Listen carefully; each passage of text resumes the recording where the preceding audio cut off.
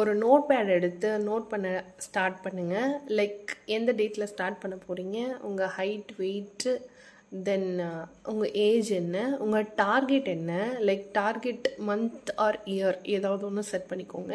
நீங்கள் என்ன வேணும் அப்படின்றது, உங்களுக்கு என்ன வேணும், நீங்கள் என்னவா ஆகணும்னு நினைக்கிறீங்க அப்படிங்கிறத எழுதி வச்சுக்கோங்க. அண்ட் ஆல்சோ இன்ஸ்டேப்பை யூஸ் பண்ணி ஹோல் பாடி மெஷர்மெண்ட் எடுத்து வச்சுக்கோங்க. லைக் நெக் எவ்வளோ இருக்குது, ஷோல்டர் எவ்வளோ இருக்குது, செஸ்ட் எவ்வளோ இருக்குது, ஹிப்பு, டைஸு, காஃப் மசில்ஸு எல்லாமே ஆல்மோஸ்ட் நோட் பண்ணி வச்சுக்கோங்க. ஸோ தட் உங்களுக்கு ஒரு 1 மந்த் கழித்து அந்த இன்ஸ்டேப்பில் நீங்கள் மெஷர்மெண்ட் எடுத்திங்கன்னா அந்த டிஃப்ரென்ஸ் இருக்கும். அது உங்களுக்கு ஒரு நல்ல மோட்டிவேஷனாக இருக்கும். ஒரு சிலருக்கு வெயிட்டில் சேஞ்சஸ் இருக்கலாம், ஒரு சிலருக்கு இன்ச்சில் சேஞ்சஸ் இருக்கலாம்.